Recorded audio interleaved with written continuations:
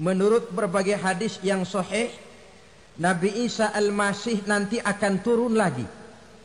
Tidak membawa risalah yang baru, tapi meluruskan risalah Islam ini yang telah banyak ditinggalkan oleh masyarakat.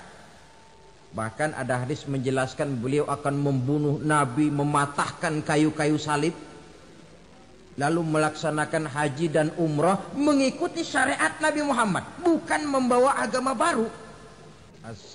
Ibu-ibu, saudara-saudara kaum muslimin rahimakumullah.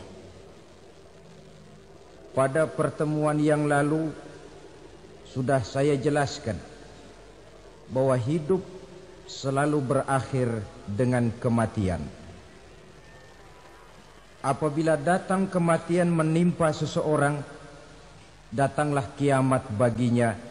Itu yang disebut dengan kiamat kecil. Hakikatnya mati adalah perpindahan dari kehidupan di dunia ini menuju kehidupan di alam barzakh. Menunggu kita di alam barzakh sampai datangnya saat kiamat. Entah 10 tahun, entah 100 tahun, entah 1000 tahun, hanya Allah saja yang maha tahu.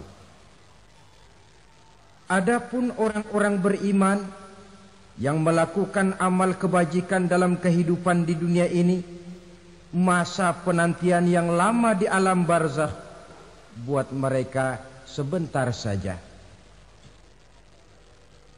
Tetapi bagi orang-orang kafir yang ingkar, yang tidak beriman kepada Allah, yang hidup di dunia cuma menumpuk-numpuk dosa, tentu penantian di alam barzakh akan merupakan waktu yang sangat lama.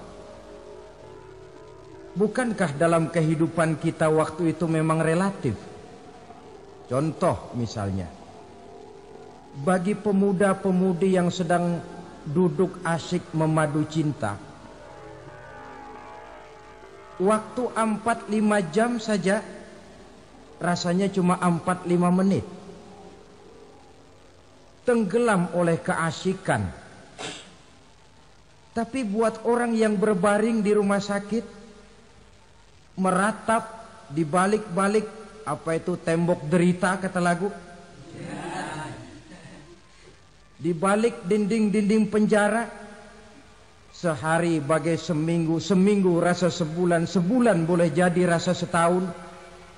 Penantian yang sangat lama. Kapan kiamat itu akan datang? Ini rahasia Allah. Jangankan kita yang orang awam, baginda Nabi sendiri tidak diberitahu oleh Allah kapan kiamat itu akan terjadi. Tetapi sungguh pun demikian, banyak hadis-hadis yang menjelaskan ciri atau tanda-tanda datangnya kiamat. Nah, kalau sudah bicara soal tanda, tanda kiamat itu ada 2. Pertama yang disebut alamatus sughra, tanda-tanda kecil. Ini waktunya masih ada tenggang. Ada yang dinamakan alamatul kubra, tanda-tanda besar. Artinya kiamat sudah diambang pintu. Apa tanda-tanda kecil dari datangnya hari kiamat itu? Misalnya kata Nabi, apabila ilmu sudah diangkat oleh Allah. Artinya apabila ulama sudah banyak wafat, minat orang belajar agama berkurang, lalu kebodohan nampak merajalela di mana-mana, zina dikerjakan secara terbuka, minuman-minuman keras jadi kebanggaan, itu termasuk di antara tanda-tanda kecil terjadinya hari kiamat. Apalagi misalnya iza waladatil ammatu rabbataha, apabila budak sudah melahirkan tuan. Apa maksudnya? Ada yang mentafsirkan apabila anak sudah bisa membudaki orang tuanya. Orang tua yang melahirkan dia, yang membesarkan dia, demi setelah si anak besar jadi orang berpangkat, bertitel, berharta, berkedudukan, jadilah orang tua itu budaknya. Sehingga sering dibilang kalau orang tua kaya, anak jadi raja. Tapi kalau anak yang kaya, orang tua sering jadi budak. Apalagi munculnya fitnah yang bergelombang, timbul perang antara dua bangsa yang besar, waktu berjalan terasa sangat pendek sekali. Itu merupakan tanda di antara tanda-tanda kiamat. Termasuk di dalamnya sulit membedakan mana laki, mana perempuan. Kan kalau tanda-tanda kayak begini sekarang sudah banyak kita lihat kan. Ulama banyak wafat, penggantinya sulit. Zina dikerjakan berterang-terangan, minuman keras jadi kebanggaan, banyak anak membudaki orang tuanya, sulit membedakan mana laki mana perempuan. Kadang-kadang dari belakang kita lihat perempuan bener, begitu kita colek nengok jenggotan.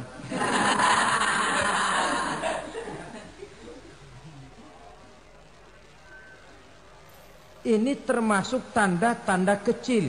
Masih ada tenggang sampai akan terjadinya kiamat itu. Nah, yang dimaksud dengan tanda-tanda besar, ini tanda besar artinya kiamat sudah diambang pintu. Pertama, matahari terbit dari sebelah barat. Apabila matahari sudah terbit dari arah sebelah barat, tertutuplah sudah pintu taubat. Bersabda Nabi kita, la taqumus sa'atu hatta tatlu'a syamsu min maghribiha. Tidak akan datang hari kiamat sampai matahari terbit dari arah sebelah barat. Wa iza tala'at, manakala matahari telah terbit dari arah sebelah barat, wara'ahan nasu, manusia banyak menyaksikan itu, amanu ajma'un, mereka pun lalu beriman. Yang tadinya kafir, yang tadinya ingkar, yang tadinya membangkang, setelah melihat matahari terbit dari sebelah barat, buru-buru beriman, berlomba-lomba mengucap dua kalimat syahadat. Tapi apa yang terjadi? Kata Nabi, wadzalika hina la yanfa'u nafsan imanuha lam takun amanat min qabl. Hari itu adalah hari yang iman sudah tidak berguna lagi bagi seseorang apabila sebelumnya memang dia tidak pernah beriman. Au kasabat fi imaniha khaira, atau beriman tetapi tidak pernah melakukan kebajikan di dalam keimanannya itu.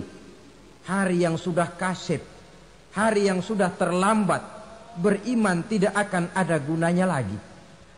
Ini pelajaran buat kita.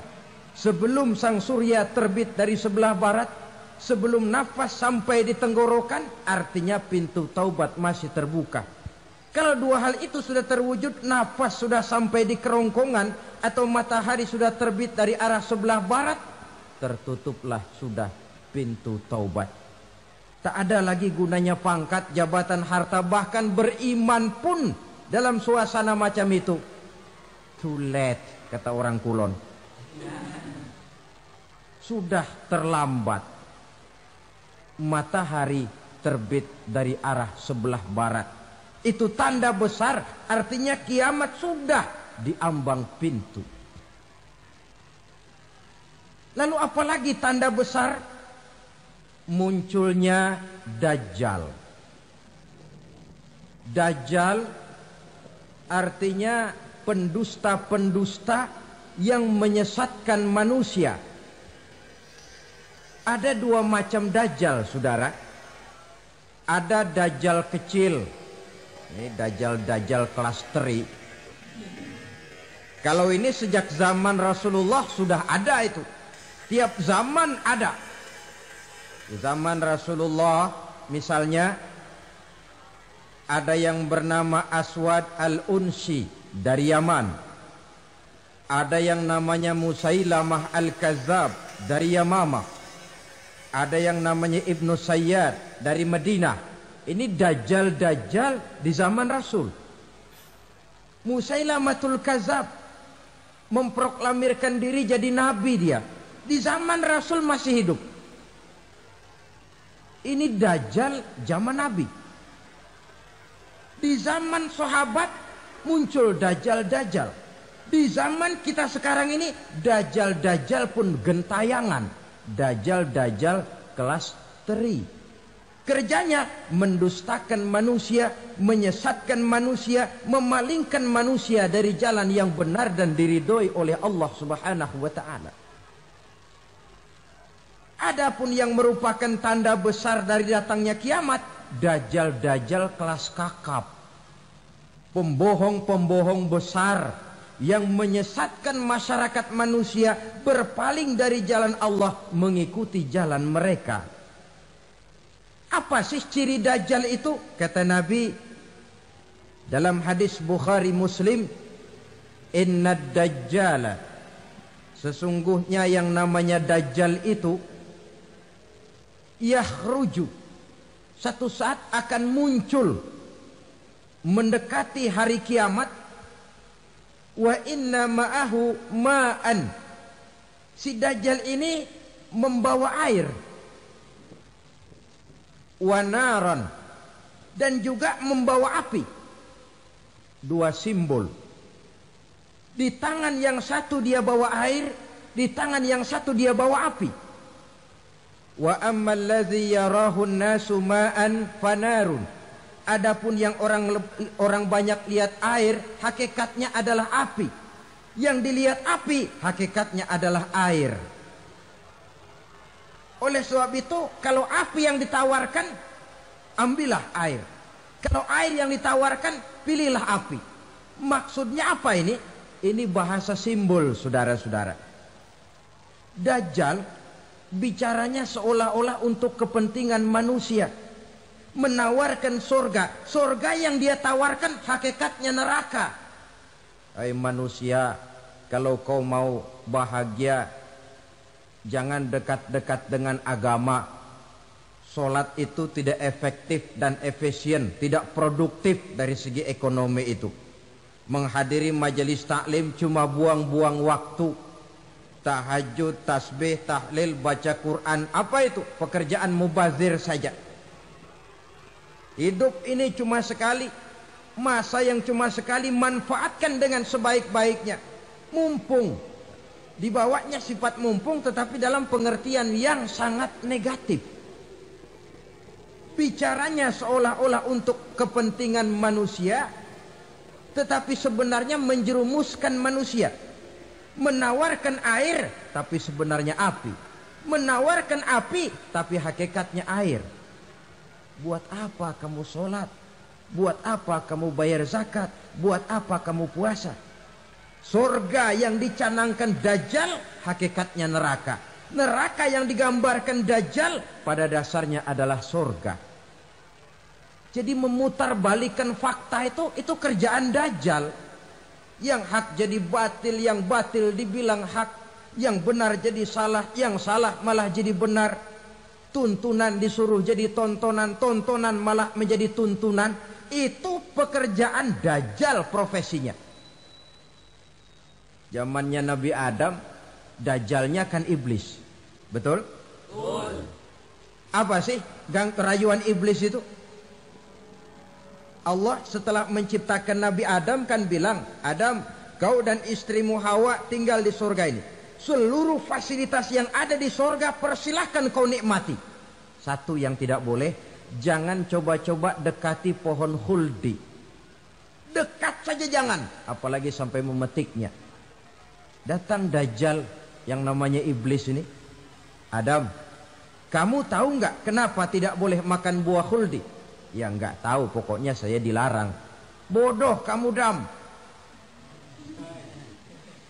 Khuldun artinya kekal. Kalau kamu makan itu buah, kau akan kekal di surga buat selamanya. Allah tidak kepengen, maka dilarang kamu makan buah khuldi. Kalau kau ingin kekal di surga Adam, makan saja. Saya bicara begini ini untuk kepentingan kamu Adam. Ini kan ciri-ciri Dajjal. Bicaranya sih seolah-olah untuk kepentingan Nabi Adam, hakikat sebenarnya menjerumuskan Nabi Adam supaya ingkar dan melanggar larangan dari Allah Subhanahu wa ta'ala. Jadi setelah muncul Dajjal, timbul kekacauan-kekacauan di masyarakat. Banyak yang terpengaruh, terpedaya dan terpesona. Termasuk mereka yang memproklamirkan diri jadi nabi, mereka yang memproklamirkan diri jadi rasul di zaman sesudah Rasulullah wafat, itu adalah Dajjal.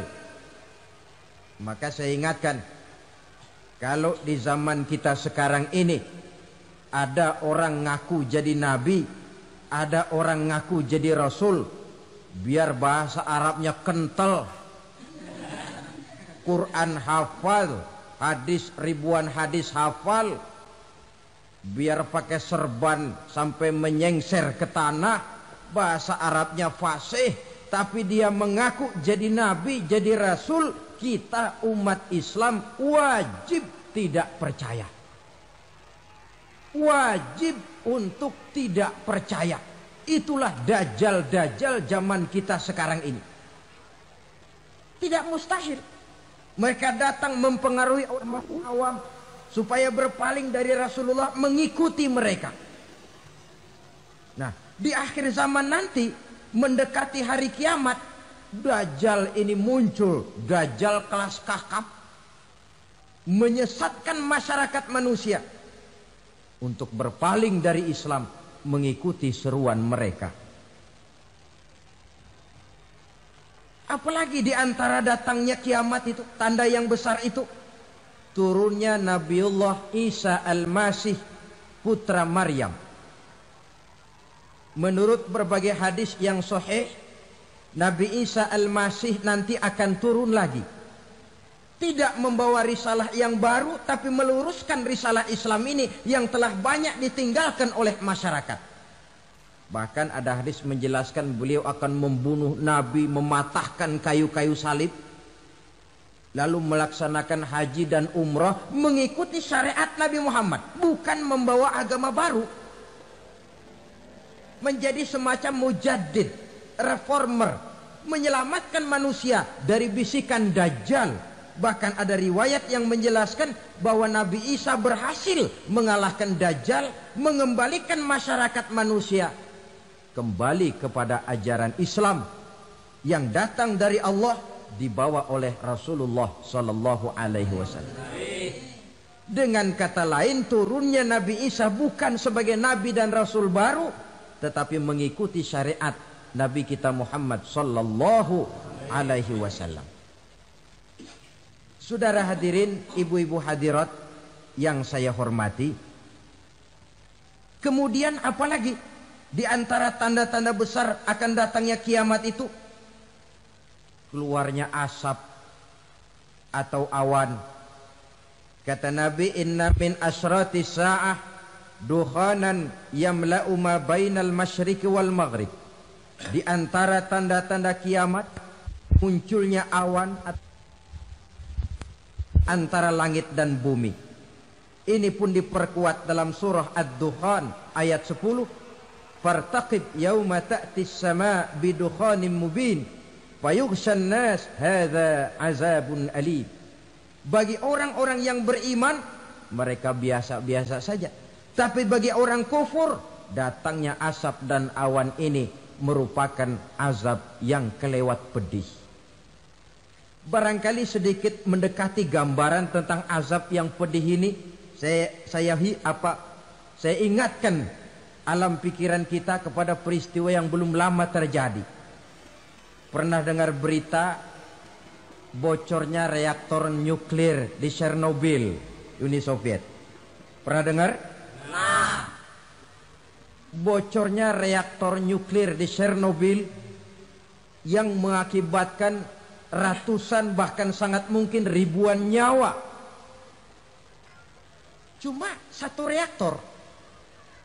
Bagaimana kalau seluruh cadangan nuklir yang dimiliki oleh para negara adik kuasa ini diledakkan?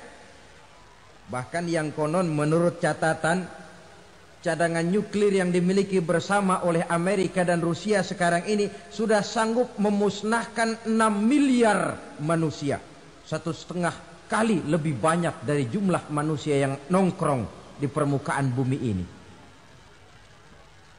Saudara-saudara hadirin yang saya hormati, lalu saat mendekati hari kiamat, apalagi tandanya? Setelah Nabi Isa wafat, pada saat turunnya yang kedua kali, lalu Allah meniupkan angin sejuk. Semua orang-orang beriman, orang-orang baik wafat, sehingga penghuni bumi ini cuma tinggal lagi terdiri dari orang-orang kafir. Tidak ada lagi di bumi ini yang bisa mengucapkan Allah. Sehingga dalam hadis qudsi itu ada keterangan, Innallaha azza wa jalla yaqulu li Israfil. Allah pernah pesan kepada malaikat Israfil. Kata Allah, Israfil, Iza sami'ta qailan yaqul Allah, Allah, fa akhirin nafah 40 sanatan ikraman liqailiha. Hai Israfil, apabila kau dengar di permukaan bumi masih banyak orang yang mengucapkan Allah, Allah, maka tunda sangkakala kiamat itu 40 tahun. Untuk apa? Ikraman liqailiha, menghormati orang yang mengucapkan Allah, Allah itu. Wah, jadi karena sekarang masih banyak yang mengucapkan Allah, besar hatilah kita, masih jauh kiamat itu. Tapi jangan lupa, kiamat pribadi, kiamat kecil itu yang gak kita sangka-sangka. Ajal datang mencabut nyawa, itu kiamat pribadi. Dan itu yang pasti kita hadapi. Dan itu yang membuat kita tidak boleh bersikap main-main di dalam kehidupan sekarang ini. Saudara hadirin yang saya hormati, tidak ada lagi orang-orang muslim. Seluruh penduduk dunia ini kafir.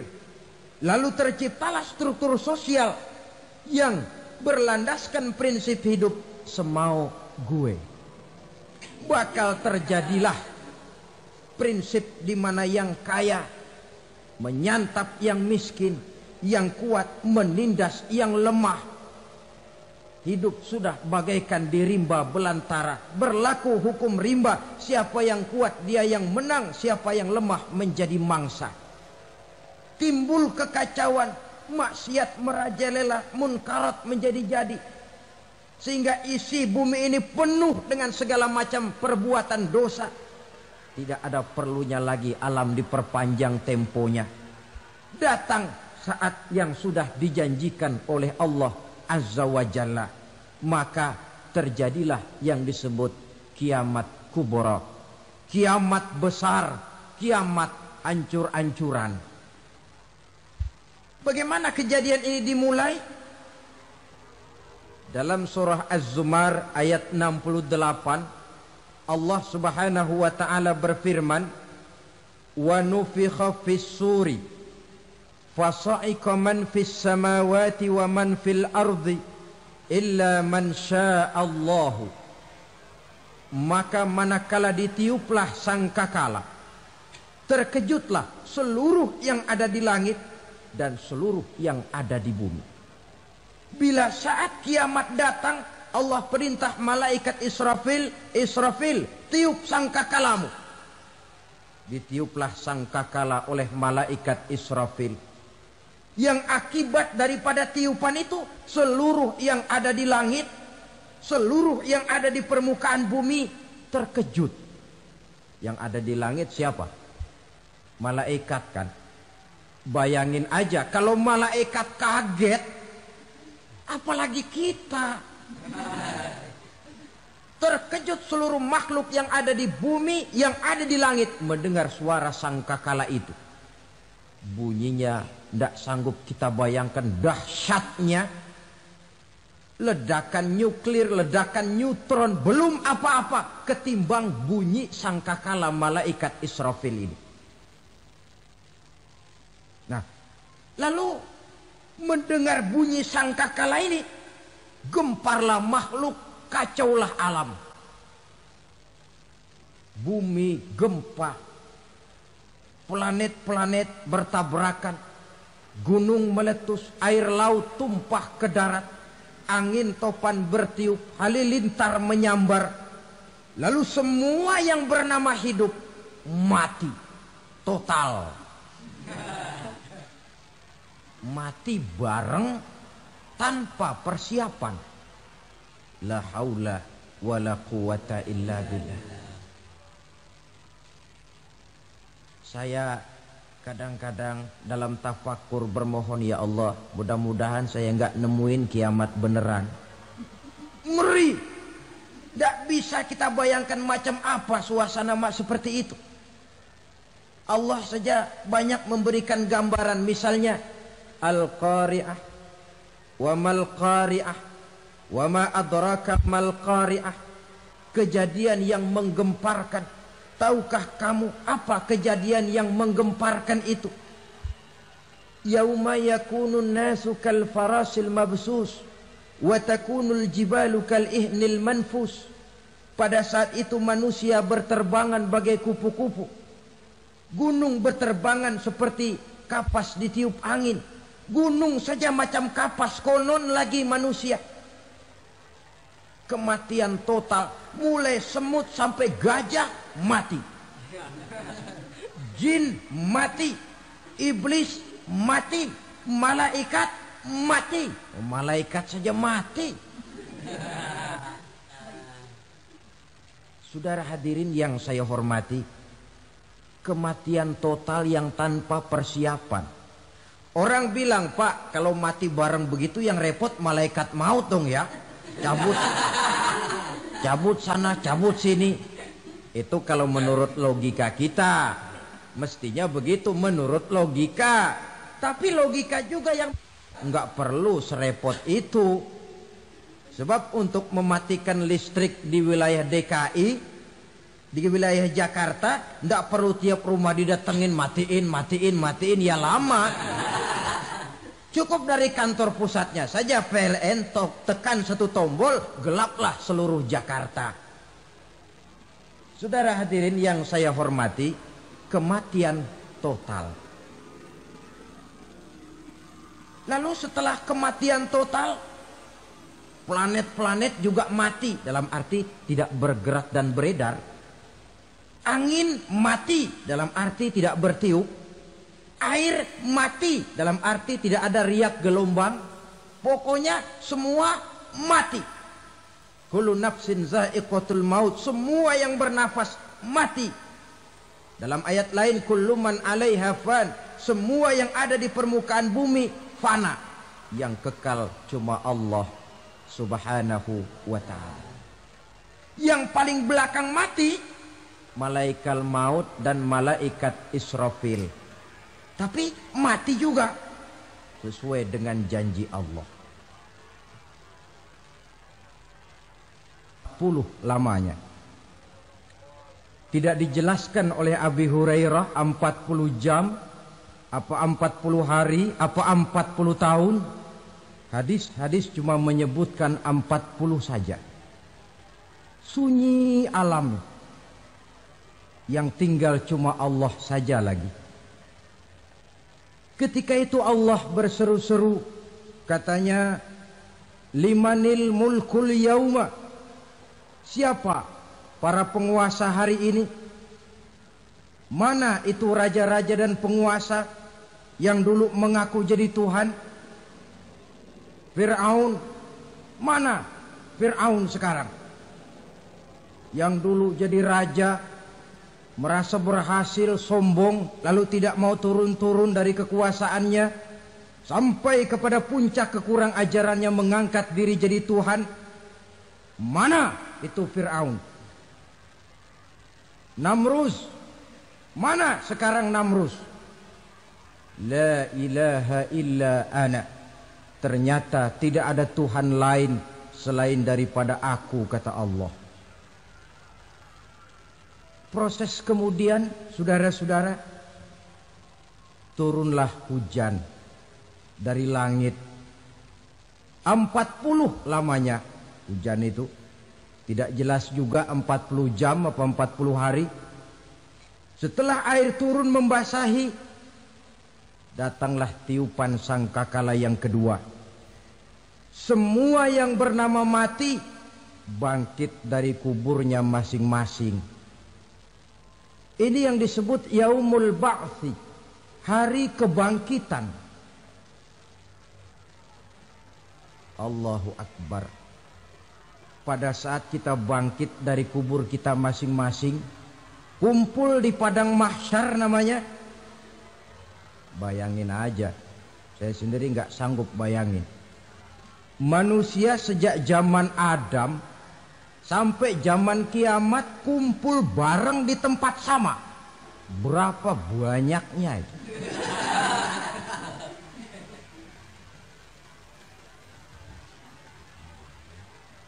Dan yang luar biasa menurut satu riwayat, pada saat bangkit itu, Masya Allah, roman muka kita berubah.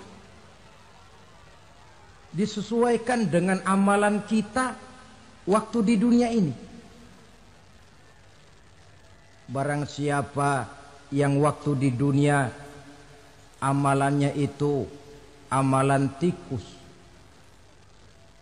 di akhirat nanti dia bangkit dari kubur, mukanya seperti muka tikus.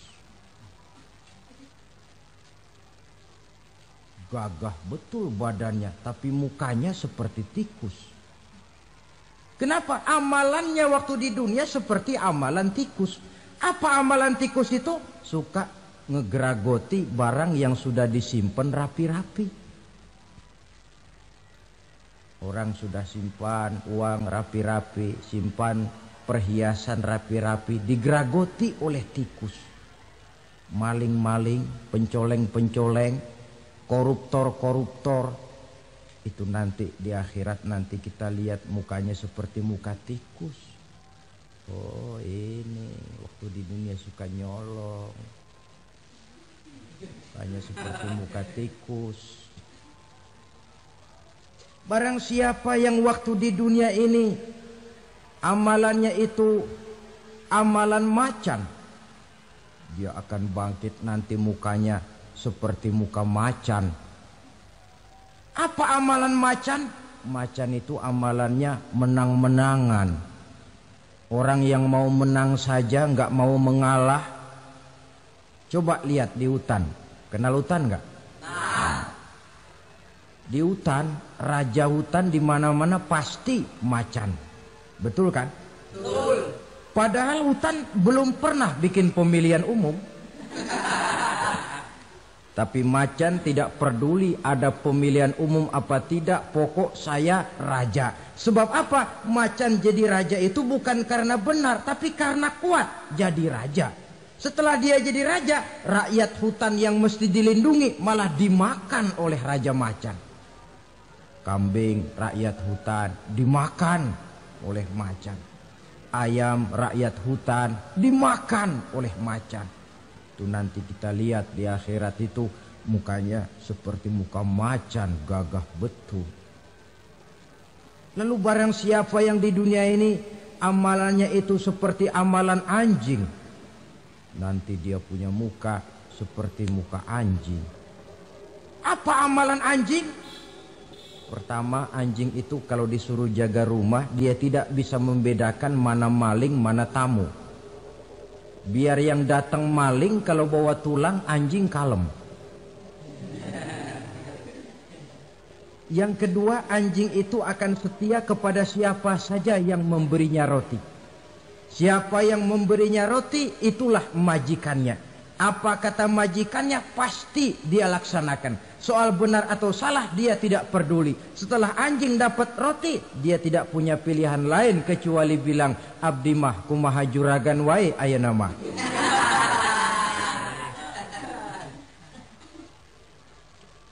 Saudara hadirin yang saya hormati, berkumpul di padang mahsyar, tiap orang sibuk dengan persoalannya masing-masing. Matahari waktu itu didekatkan oleh Allah. Panas luar biasa. Ada yang saking panasnya itu mencucurkan peluh keringat sampai sebatas mata kakinya. Ada yang keringatnya sampai sedengkulnya. Ada yang keringatnya sampai sepusatnya. Ada yang keringatnya mengalir sampai sebahunya. Ada yang kelelap oleh keringatnya sendiri. Sementara orang di sampingnya nggak apa-apa. Bergantung lagi amalan dia waktu di dunia ini. Saudara-saudara, sebagian orang dalam kepanikan padang mahsyar berombong-rombong datang mereka menghadap Nabi Adam. Ya Adam, anta abal bashar. Hai Adam, Tuhan adalah bapak moyang manusia. Kami sebentar lagi akan disidang, dimintakan pertanggungan jawab. Tolonglah kami, hai Adam. Kata Nabi Adam, jangankan nolongin sampean, saya sendiri tanggung jawab di hadapan Allah ketika dulu tidak boleh makan khuldi, saya serobot. Sudahlah, urus diri masing-masing saja, nafsi. Begitu kata Nabi Nuh, begitu kata Nabi Ibrahim. Tiap orang bertanggung jawab sendiri-sendiri. Ketika itulah saudara-saudara, nikmatnya menjadi umat Nabi besar Muhammad sallallahu alaihi wasallam. Sebab apa? Walaupun menurut abjad kita ini umat paling belakang, paling belakang kita ini toh, karena Nabi Muhammad adalah Nabi akhir, tapi akan dihisap lebih dulu, lewat di atas sirat lebih dulu, masuk surga lebih dahulu ketimbang umat-umat belakangan. Ketika Rasul mendekati ajal, beliau tanyakan itu kepada malaikat Jibril. Malaikat Jibril berkata, Muhammad jangan khawatir, Allah sudah berjanji, inni haramtul jannata ala sairil anbiya hatta tadkhulaha anta wa haramtuha ala sairil umami hatta tadkhulaha ummatuka. Surga aku haramkan buat seluruh nabi kecuali kalau engkau Muhammad sudah masuk ke dalamnya, dan surga aku haramkan buat seluruh umat kecuali kalau umatmu Muhammad sudah masuk ke dalamnya. Logikanya, walaupun menurut abjad kita umat paling belakang, bakal dihisap paling dulu, lewat di atas sirat paling dulu, masuk surga paling dulu, kalau mampir ke neraka juga paling dulu. Ya resiko. Jangan mau enaknya aja paling dulu. Saudara hadirin yang saya hormati, setelah masa kebangkitan itu jangan dikira begitu bangkit langsung diperiksa. Masih menunggu menanti ribuan tahun perhitungan padang mahsyar untuk sampai kepada proses yang disebut yaumul hisab, hari perhitungan. Seorang demi seorang bakal dipanggil. Bayangkan saja, kita se-RT saja di absen, kadang-kadang perlu waktu lama. Ini manusia sejak zaman Nabi Adam sampai datang hari kiamat, satu demi satu disidang di hadapan Qadhi Rabbul Jalil. Status sosial copot sudah waktu itu. Yang pernah jadi hartawan di situ tidak lagi kelihatan kehartawanannya. Yang pernah jadi jenderal tidak lagi dipanggil jenderalnya. Yang ustadz tidak lagi dipanggil al-mukarramnya. Seluruh status sosial selesai. Dipanggillah kita seorang demi seorang menghadap Qadhi Rabbul Jalil. Bagaimana proses penghisaban itu? Pertama, proses tanya jawab.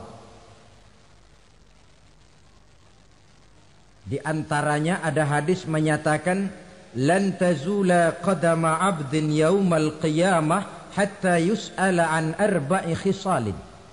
Besok di hari kiamat tidak akan bergeser telapak kaki seorang hamba sampai dia ditanya lebih dulu tentang 4 persoalan. Tentang ilmunya. Kemana ilmu itu diamalkan? Tentang umurnya. Di mana umur itu dihabiskan? Tentang masa mudanya. Kemana masa muda itu dipakai? tentang hartanya, dari mana harta itu didapat dan kemana harta itu dibelanjakan. Ini termasuk proses tanya jawab. Jadi kalau istilah pengadilan dunia, nama Fulan bin Fulan. Kamu waktu di dunia diberikan umur panjang untuk apa? Pernah mengalami masa muda, kemana kau habiskan masa remajamu? Kau diamanahkan ilmu, dengan apa ilmumu kau amalkan? Kau diberikan harta, dari mana harta kau dapat, kemana kau belanjakan? Tak seorang pun yang bisa mungkir. Sebab apa? Dikala itu yang menjadi saksi bukan orang. Yang menjadi saksi adalah seluruh anggota badan kita. Tangan bicara, kaki jadi saksi terhadap seluruh amalan yang pernah kita kerjakan pada saat kehidupan di alam dunia ini. Selesai proses tanya jawab, lalu diperlihatkan buku catatan kita waktu hidup di dunia ini. Jangan lupa Allah itu menyiapkan 2 superkomputer kepada kita. Sebelah ditempelin sebelah kanan, yang sebelah tempelin di sebelah kiri. Komputer itu namanya Raqib dan Atid. 2 malaikat yang apabila baik kita lakukan, refleks saja akan menulis kebajikan kita. Jahat kita kerjakan, akan tertulis. Catatan itu nanti diperlihatkan kepada kita. Waduh, alangkah malunya pada saat diperlihatkan catatan kita, buku rapot kita merah melulu. Barangkali diperiksa sambil diomelin, brengsek lo. Buku merah melulu begini bagaimana waktu hidup di dunia?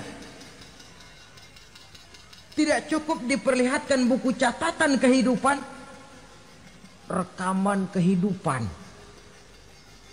Rekaman kehidupan kita secara utuh sejak terlahir sampai ajal datang merenggut nyawa.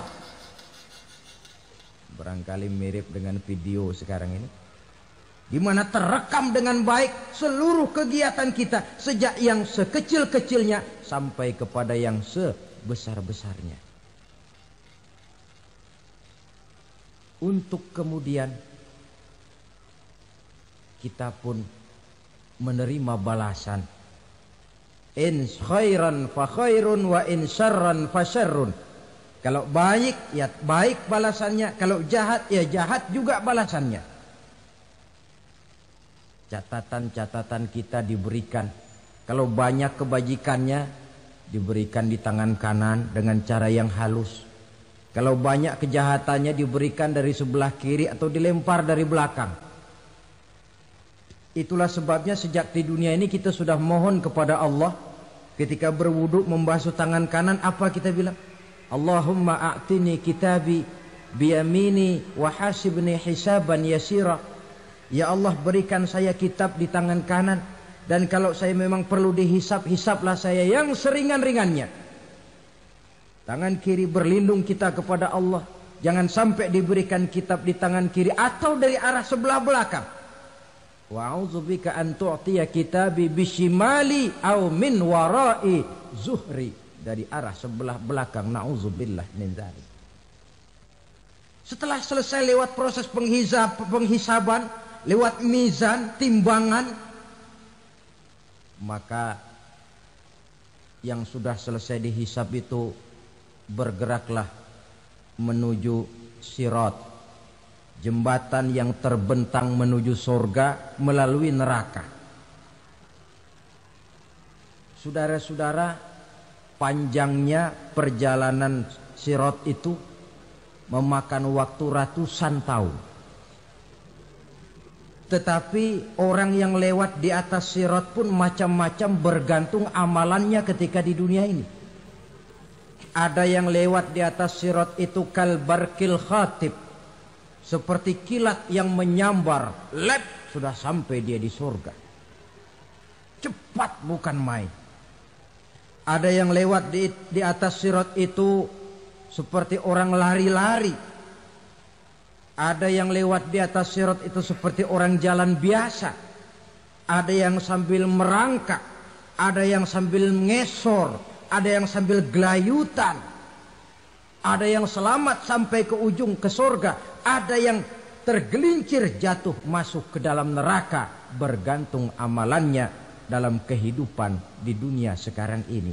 Tiap kita akan melewati yang namanya sirat ini. Saudara-saudara kaum muslimin yang saya hormati, dengan demikian mereka yang selamat melalui sirat sampai ke terminal akhir surga, mereka yang ketika dihisab ternyata banyak kejahatannya daripada kebaikannya, mereka singgah di dalam neraka.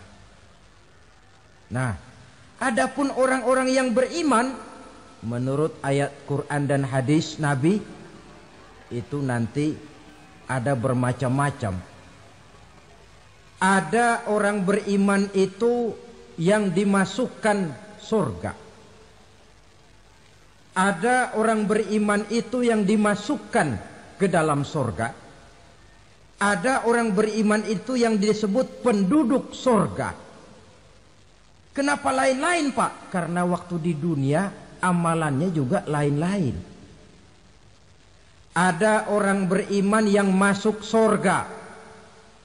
Ini paling murah tiketnya. Mau masuk surga?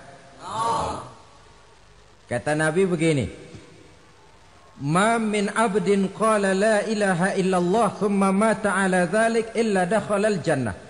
Kalau seorang hamba sudah mengucap dua kalimat syahadat, dia yakin dengan kebenaran kalimat itu sampai matinya, orang itu akan masuk surga. Abi Dzar yang waktu itu diajak bicara heran, ya Rasul kok gampang betul? Iya. Walaupun orang itu mencuri, iya. Walaupun orang itu berzina, iya. Biar dia mencuri, biar dia berzina, kalau dia sudah mengucap dua kalimat syahadat, dia yakin dengan kebenaran kalimat itu sampai matinya, itu orang akan masuk surga. Jadi masuk surga cukup dua kalimat syahadat, yakin sampai mati, masuk surga.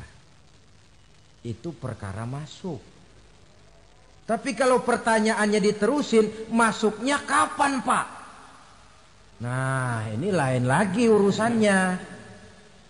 Sebab ada yang masuknya itu langsung, ada yang mampir dulu. Di sana tempat cuma dua, kalau tidak surga, neraka. Mau ke surga tapi mampir dulu, yang mampirnya jelas di neraka. Kenapa? Dalam hadis qudsi ada riwayat, nanti itu di akhirat, setelah Allah selesai mengatur penduduk surga masuk surga, yang neraka masuk neraka, Allah berkata kepada malaikat Malik, malaikat Malik, labaik ya Allah. Itu bajingan-bajingan tengik, manusia-manusia durjana yang waktu di dunia tidak mau sujud, jauh dari ulama, gemar melakukan yang munkarat dan maksiat, hidup di tengah masyarakat selalu jadi bibit keonaran, kufur, sudah masuk neraka semua. Sudah ya Allah. Nah, kalau sudah, coba sekarang kamu masuk, Malik. Saya, iya, masuk neraka. Mau apa ya Allah? Kata Allah, akhriju minan nar man kana fi qalbihi misqala habatin min khardalin min iman. Kau masuk neraka, cari di dalam neraka orang-orang yang ada imannya walaupun kecil sebesar biji zarah, angkat mereka keluar. Masuk malaikat Malik ke neraka, cari orang yang ada imannya, korek-korek. Ya repot, udah pada gosong. Yang ada imannya diangkat ke atas, yang ada imannya diangkat ke atas. Lalu dimandikan di Nahrul Hayat, namanya sungai kehidupan di akhirat nanti. Cakep lagi rupanya, bersih lagi wajahnya, apel di hadapan Allah. Kata Allah, bagaimana mas? Kapok nggak sampean? Kapok ya Allah. Nah, kalau kapok, idhab fadkhulil jannah, pergi masuk surga sana. Berangkat mereka ke surga. ketemu sama teman-temannya yang udah sampai lebih dulu, yang nggak pakai mampir lagi. Terjadi dialog. Kata teman-temannya yang udah pada nyampe duluan, Mas, iya, emang baru sampai? Oh, saya baru sampai. Memang mampir di mana dulu, Mas? Kita sudah lama sampai di surga. Saudara buka surah Al-Muddatsir ayat 34-35. Masalakakum fis saqar? Kenapa kamu mampir di neraka Saqar? Qalu lam naku minal musallin. Mereka menjawab, kami mampir di neraka Saqar, Mas, gara-gara dulunya kami waktu di dunia ndak pernah sholat.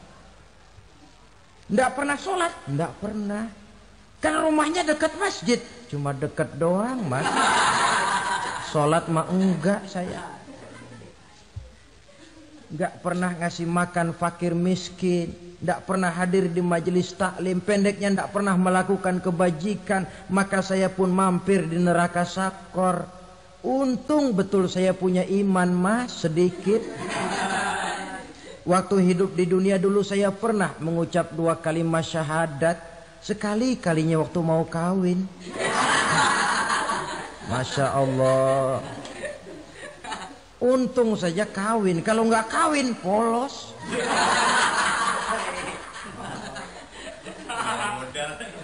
Itu juga pengulu sudah setengah mati ngajarin. Asyhadu alla, asyaduaan, asyaduaan.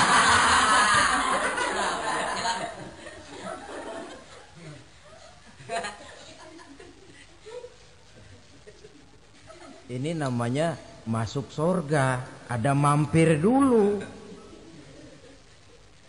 Ada pula orang mukmin itu yang dimasukkan surga. Namanya dimasukkan kan terima beres. Saya masuk ke rumah, jalan sendiri, cari tempat sendiri. Saya dimasukkan ke dalam rumah, terima beres. Pokok ada di dalam, itu dimasukkan namanya. Nggak pakai mampir. Tapi tentu tiketnya lebih mahal ketimbang yang pertama tadi. Apa kata Allah? Innal ladzina amanu wa amilus salihat la ukaffiranna anhum sayyi'atihim wa la udkhilannahum jannah.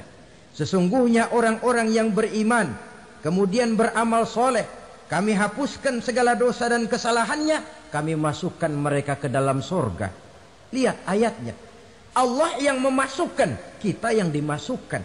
Tidak pakai transit, tidak usah mampir. Cuma tidak cukup syahadat, tidak cukup amanu, tapi diiringi dengan wa'amilus salih. Iman, amal. Tidak cukup syahadat, lalu dibuktikan dia sholat, dia zakat, puasa, lalu dia melakukan berbagai macam kebajikan. Ini yang menyebabkan dia tidak pakai mampir di tempat yang bernama Saqar. Lalu ada pula orang mukmin itu yang disebut penduduk surga. Wah, ini sudah VIP ini. Ashabul jannah, penduduk surga. Siapa mereka? Kata Allah, innal ladzina amanu summa istaqamu fala khaufun 'alaihim wala hum yahzanun ulaika ashabul jannah hum fiha khalidun. Sesungguhnya orang-orang yang beriman lalu istiqamah, tetap dalam melaksanakan perintah Allah, tidak goyang, tidak labil tapi stabil, istiqamah, mereka tidak takut dan tidak bersedih hati. Merekalah penduduk surga. Iman, istiqamah. Tidak punya duit, sembayang. Banyak duit, sembayang. Miskin, sembayang. Kaya, tetap sembayang. Istiqamah. Kadang orang kalau susah rajin ke masjid, banyak duitnya ngelihat masjid melengos. Waktu miskin hamba Allah, setelah kaya jadi hamba harta. Bergeser, tidak ada nilai istiqomahnya. Saudara-saudara, dengan begitu penduduk neraka itu dua. Ada penduduk permanen, ada penduduk yang semi permanen. Yang semi permanen orang-orang beriman yang mempunyai dosa besar. Mereka masuk ke neraka untuk menerima azab sesuai dengan dosanya. Bila selesai masa azab itu, mereka akan diangkat untuk ditempatkan kembali ke dalam surganya Allah Subhanahu wa ta'ala. Nah, dikala itulah saudara-saudara, ada yang disebut syafaat dari Rasulullah Sallallahu Alaihi Wasallam. Tapi tentu jangan lupa, syafaat ini ibarat kain menambal dia. Kita punya kain bolong-bolong sedikit, syafaat yang menambal. Solat kita ada kurang dikit, sedekah kita ada campur riak dikit, amalan kita ada tidak karena Allah dikit. Kita berharap syafaat. Jadi biarlah kain masih bolong-bolong, yang penting punya kain. Tapi kalau kainnya tidak ada, yang ditambal apanya? Sholat tidak, puasa tidak, zakat tidak, berharap syafaat saja. Ya, terlalu berlebihan itu. Saudara hadirin yang saya hormati, apabila selesai proses penghisaban, proses penghitungan, maka dikala itulah manusia terbagi dalam dua kelompok besar. Fariqun fil jannah wa fariqun fis sa'ir. Sekelompok orang-orang beruntung yang masuk ke dalam surga, dan sekelompok lagi masuk ke dalam neraka. Akan memakan waktu untuk menceritakan sifat surga dan neraka, tapi insya Allah pada kesempatan pertemuan lain saya sampaikan. Namun sebagai gambaran umum cukuplah saya sampaikan sebuah hadis qudsi. Allah jelaskan, a'dadtu li'ibadiyas salihin ma la 'ainun ra'at wa la uzunun sami'at wa la khatara fi qalbil bashar. Aku sediakan buat hamba-hambaku yang soleh, yang tidak pernah terlihat oleh mata, tidak pernah terdengar oleh telinga, dan belum pernah terdetik dalam hati manusia. Jadi kenikmatan surga belum pernah dilihat mata, belum pernah didengar telinga, belum pernah terdetik dalam hati. Pedihnya azab neraka belum pernah terlihat mata, belum pernah terdengar telinga, belum pernah terdetik dalam hati. Saudara hadirin yang saya hormati, oleh karena itu sebagai uraian akhir daripada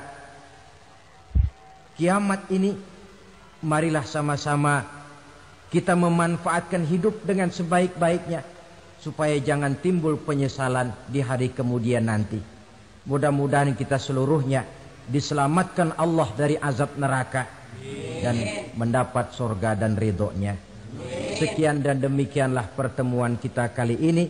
Terima kasih banyak atas segala perhatian. Mohon maaf atas segala kekurangan. Usikum wa nafsi bitaqwallah. Wassalamualaikum warahmatullahi wabarakatuh. Waalaikumsalam warahmatullahi wabarakatuh. Bapak-bapak, ibu-ibu, saudara-saudara kaum muslimin rahimakumullah. Murai di dahan dan koko ayam di kandang. Dunia ini penuh dengan berbagai macam kesibukan. Sejak dari petani yang turun ke ladang, pedagang yang berangkat ke pasar, pelajar yang menuju sekolah, sampai kepada pegawai yang berangkat ke kantor, seluruhnya tidak lain untuk mencari sesuatu yang bernama bahagia. Setiap orang menginginkan kebahagiaan, dan tidak seorang pun menginginkan kesengsaraan dalam kehidupan ini. Namun nyatanya tidak setiap orang yang ingin bahagia mengetahui jalan yang harus ditempuhnya untuk sampai kepada kebahagiaan itu.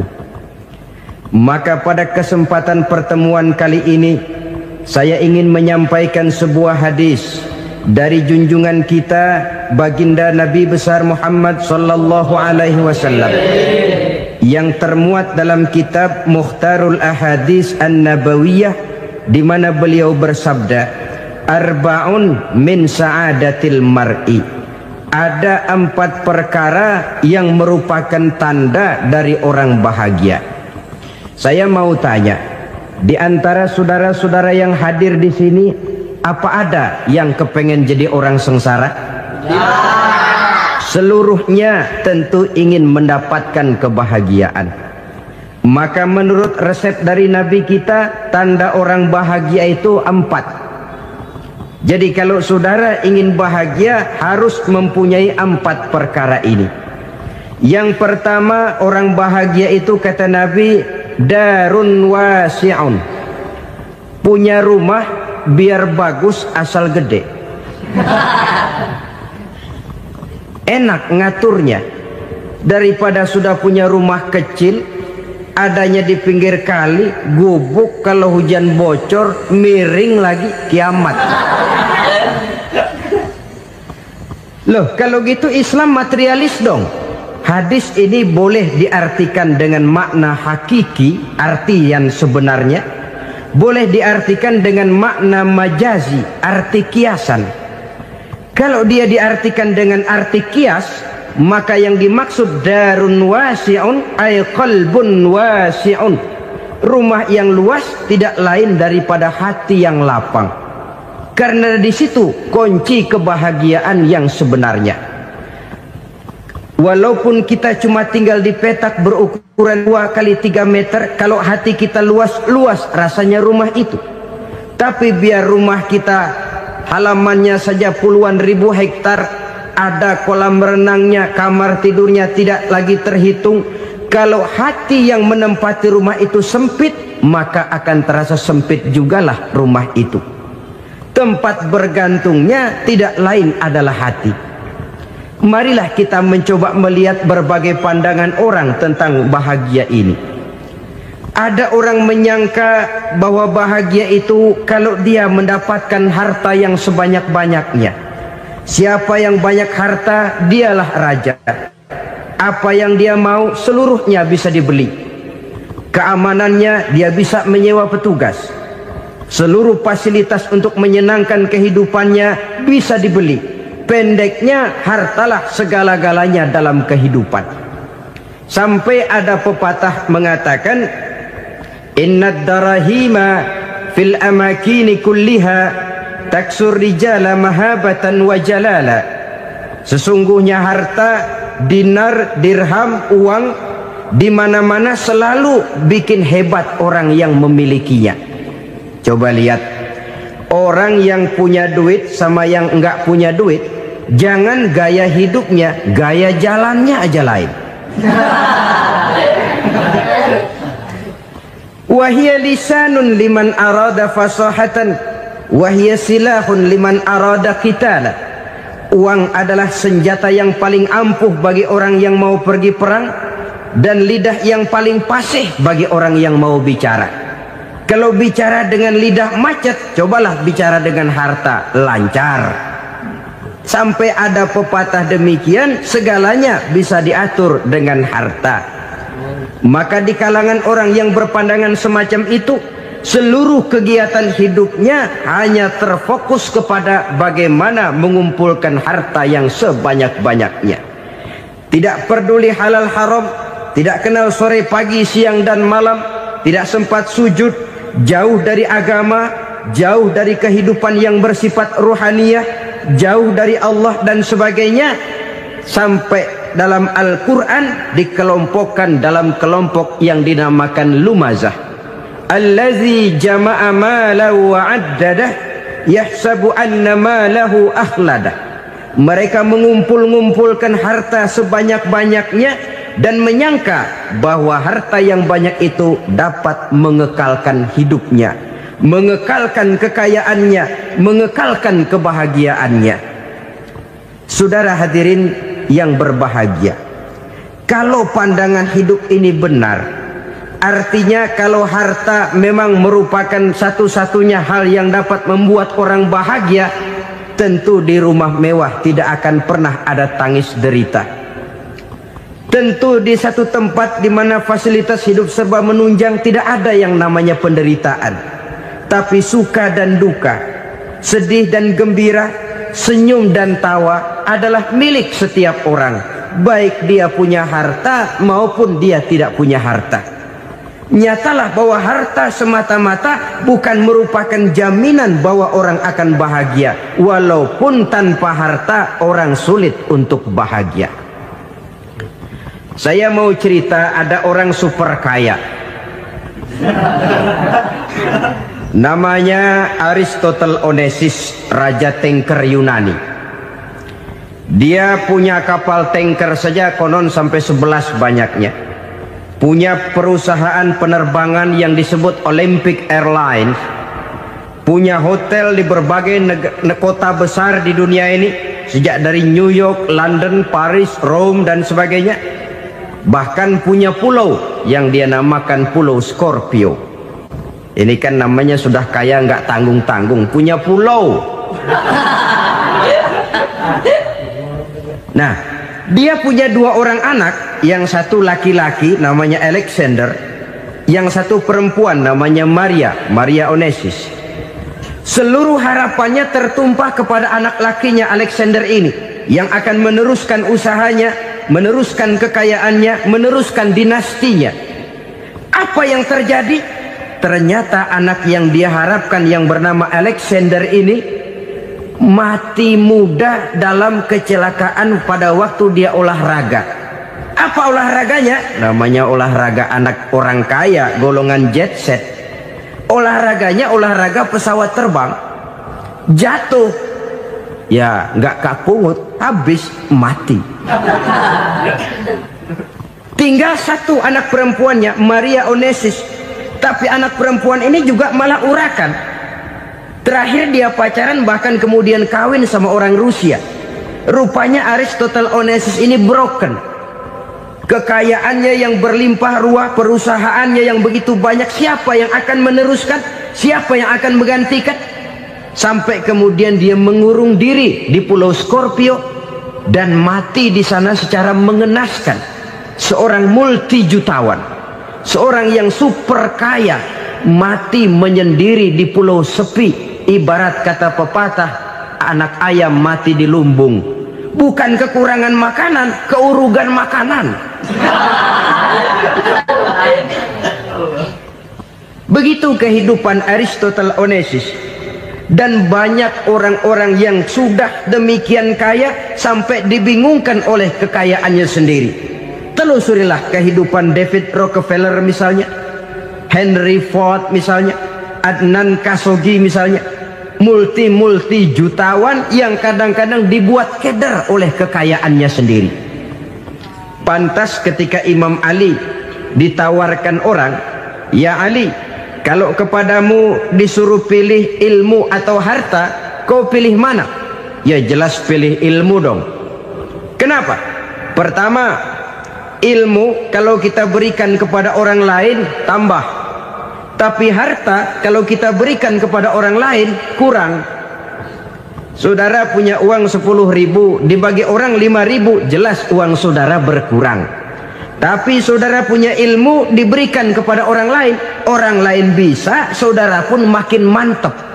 Tidak lantas jadi bodoh karena ngajarin orang. Saudara bisa Fatihah lalu mengajarkan orang Fatihah, orang bisa, saudara pun makin hafal. Tidak lantas setelah diajarin orang ilmunya hilang. Begitu datang dia minta orang, "Tolong ajarin saya Fatihah," udah habis, nggak ada.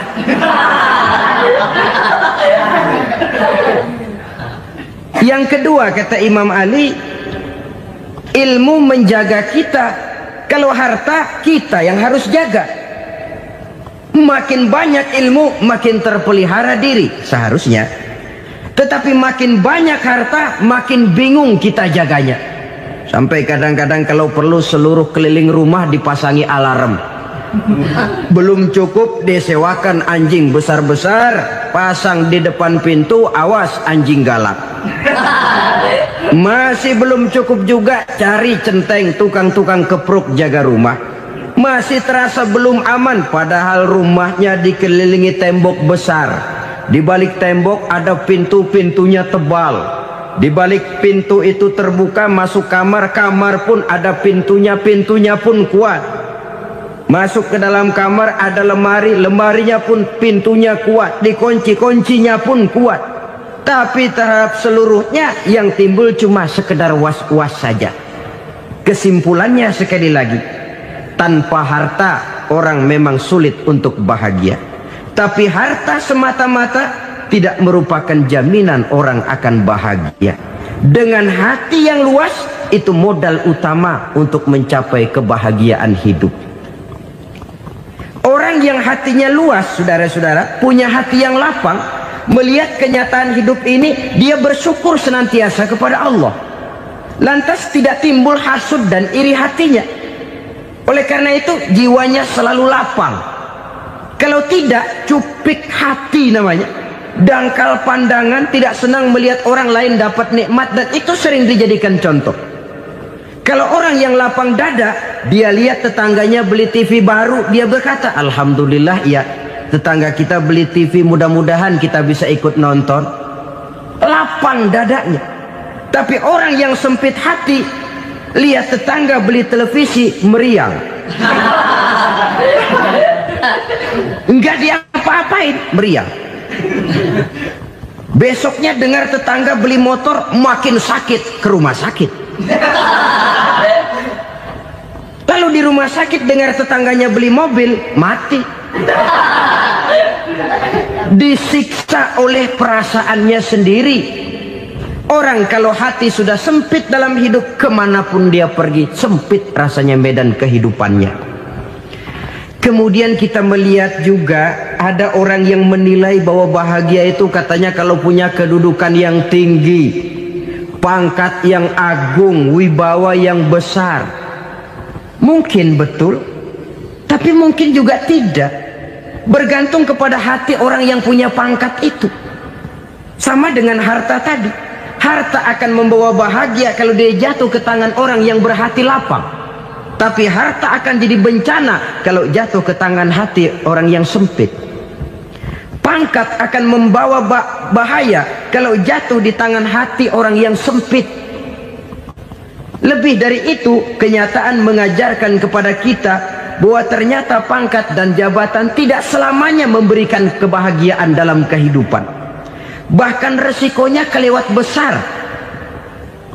Beberapa bukti kita bisa ambil dari para pemimpin dunia yang menjadi korban lantaran pangkat dan jabatan yang disandangnya.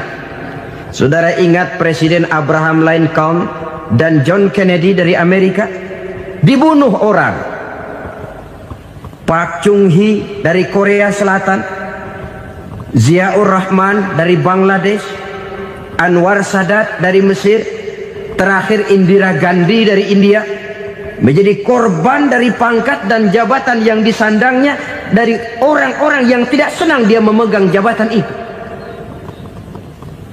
Dia akan mudah mengundang bencana.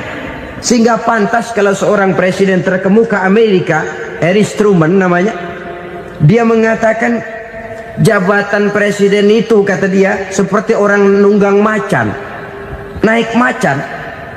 Harus kita taiki, kalau enggak dia bakal nerekam kita, ngeri katanya. Adapun orang yang hatinya lapang, kalau dia menerima pangkat dan jabatan, dianggapnya itu satu kesempatan untuk berbuat baik. Tapi orang yang berhati sempit, menerima pangkat dan jabatan, bukan kadang-kadang menerima, malah berusaha setengah mati mencapai dengan segala cara. Kalau perlu jilat atas, jilat atas. Jadi golongan sumuhun dawu. Jadi kelompok kulon nuwun, yes sir, yang kerjanya cuma oke bos.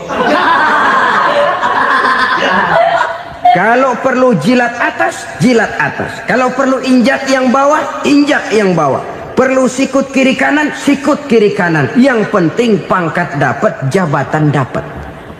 Orang yang semacam ini, kalau sudah mempunyai pangkat dan jabatan, biasanya dia tidak menganggap itu sebagai amanah, tidak menganggap sebagai kesempatan berbuat baik, tapi malah kesempatan untuk memperturutkan hawa nafsunya yang dilatar belakangi oleh kesempitan hatinya tadi.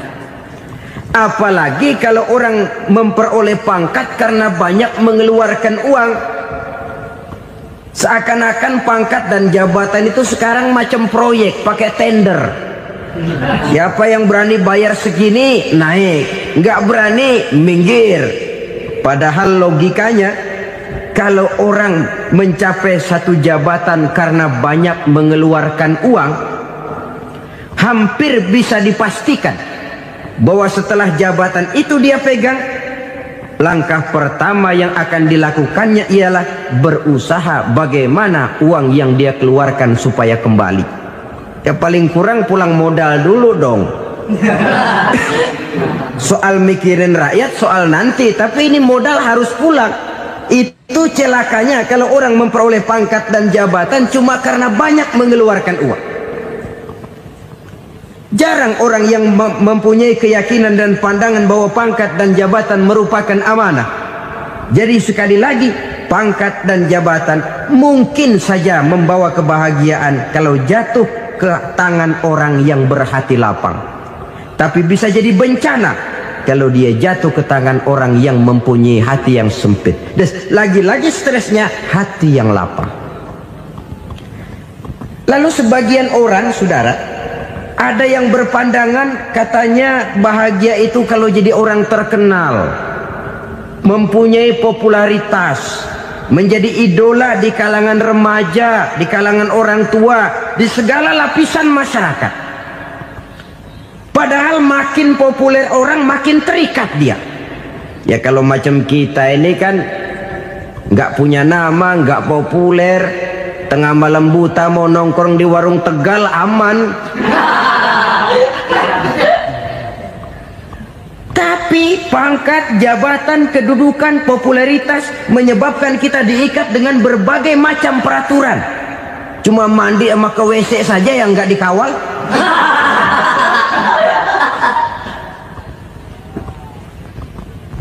Benarkah popularitas, ketenaran membawa kebahagiaan? Mungkin, ya, tapi mungkin juga tidak. Kenapa? Banyak orang-orang populer yang mengakhiri hidupnya secara tragis. Kita ambil beberapa nama. Di Amerika tahun 60-an ada bintang seksi paling terkenal yang dijuluki sex bomb, bom seks. Sampai sekarang jadi legenda, namanya Marilyn Monroe. Singkatan dobelnya itu inisialnya MM, Marilyn Monroe. Terkenal, top, sampai dia mati tahun 62. Namanya sekarang masih saja dibicarakan orang. Kenapa dia bunuh diri? Tidak punya hartakah dia? Banyak. Kurang populerkah dia? Seluruh dunia mengenalnya. Sejak rakyat kecil sampai pejabat tinggi dia punya hubungan. Kenapa? Jenuh. Dia terlahir dalam keadaan yatim. Setelah itu tidak lama dia berangkat remaja, ibunya meninggal. Pindah dari wanita asuh ke wanita asuh sampai 12 orang ibu angkatnya. Dan kekecewaan yang paling parah, setiap laki-laki yang dekat dengannya hanya seperti kapal berlabuh. Datang dan pergi silih berganti. Padahal dia merindukan seseorang yang bisa melindungi hidupnya. Dia rindukan itu dan dia tidak pernah menemukan. Itu yang akhirnya menyebabkan dia minum pil tidur kelewat dosis, minum obat tidur kebanyakan, ya tidur terus sampai sekarang.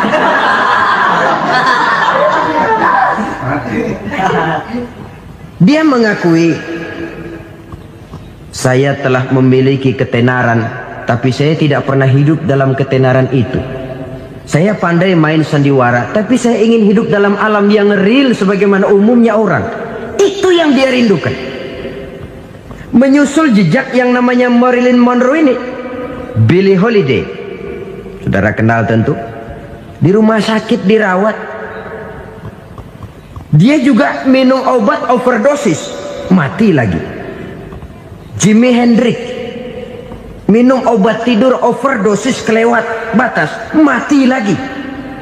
Lalu yang menghanyutkan diri di danau, Janis Joplin dan Brian Jones. Ini orang-orang populer, orang-orang terkemuka yang mengakhiri hidup secara tragis, bukan karena tidak terkenal, mungkin karena sudah saking terkenalnya. Contoh paling belakangan, Bruce Lee. Wah, ini tukang-tukang kepruk tentu kenal siapa dia. Sampai sekarang pun tabir kematiannya masih merupakan misteri. Dan yang masih hidup juga menunjukkan gejala yang aneh. Michael Jackson, rumahnya di Beverly Hills itu dijaga sedemikian rupa, dan dia selalu curiga kepada setiap makanan. harus steril, bersih dari segala macam kimia. Kemana dia pergi? Itu tukang-tukang kepruk sudah selalu menjaga dan mengawal, dan dia seakan takut menunjukkan mukanya yang asli. Hingga kalau tampil ke tengah di luar show, dia kadang memakai pakaian yang tidak menunjukkan dia yang sebenarnya, takut dikenali orang. Ternyata popularitas sering jadi momok yang meracuni kehidupan manusia. Oleh karena itu, benarlah junjungan kita pada saat beliau mengajarkan orang akan bahagia kalau dia mempunyai hati yang lapang. Nah, sekarang masalahnya untuk mendapatkan hati yang lapang, caranya bagaimana? Kita kembali kepada konsep Quran. Allah mengajarkan, ala inna bi dzikrillahi tatmainnul qulub. Ketahuilah bahwa dengan banyak mengingat Allah, hati akan tenang, jiwa akan lapang. Dengan kata lain, dekat dengan agama, merasakan kehadiran Allah dekat dalam hidup. Itu muara pertama untuk mencapai hati yang lapang. Ala inna bi dzikrillahi tatmainnul qulub. Jangan macam orang sekarang ingin mendapatkan ketenangan lalu tapak di puncak gunung, di gua-gua, di tempat sepi. Iyalah kalau nggak ada ular. Kalau tergigit ular berbisa, ketenangan belum, mati jelas itu. Islam positif untuk mendapatkan ketenangan. Ala inna bi dzikrillahi tatmainnul qulubi. Bahwa ketahuilah bahwa dengan banyak mengingat Allah, hati akan tenang, jiwa akan lapang, nuansa pikiran akan luas. Karena yang namanya bahagia ada dimanapun manusia berada.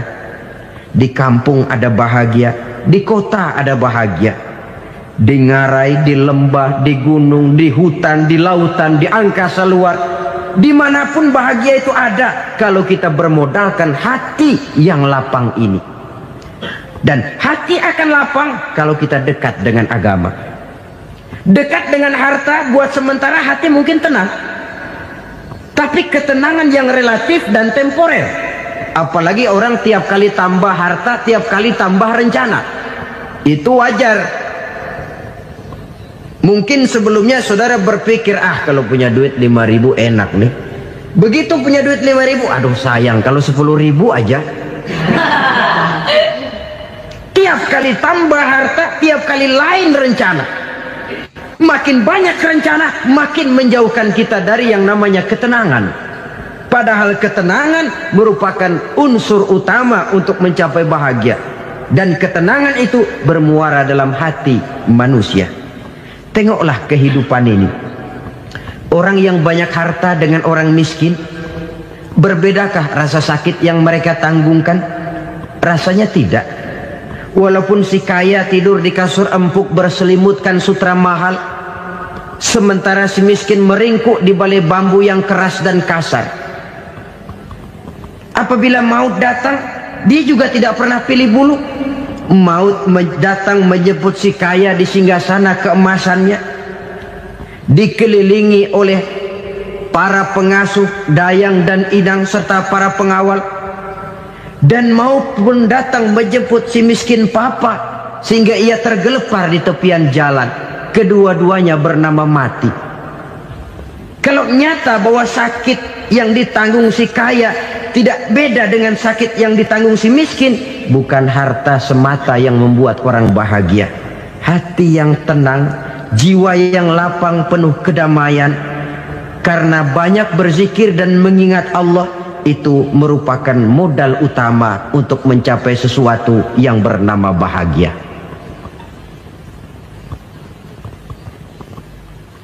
Saudara hadirin yang saya hormati, inilah yang pertama dari 4 ciri yang digambarkan oleh Nabi tentang tanda-tanda orang bahagia. Dan harus berangkat dari yang pertama ini, hati yang lapang. Ini yang harus kita miliki lebih dahulu. Baru nanti akan menyusul kepada poin yang ketiga, kedua, dan selanjutnya. Sebab kalau hati sudah terisi dengan jiwa yang lapang, seluruh persoalan insya Allah akan bisa kita atasi dengan sebagaimana mestinya. Yang kedua sekarang, tanda orang bahagia menurut baginda Nabi, markabun syariah. Orang bahagia itu kata beliau punya kendaraan biar cepat asal lancar.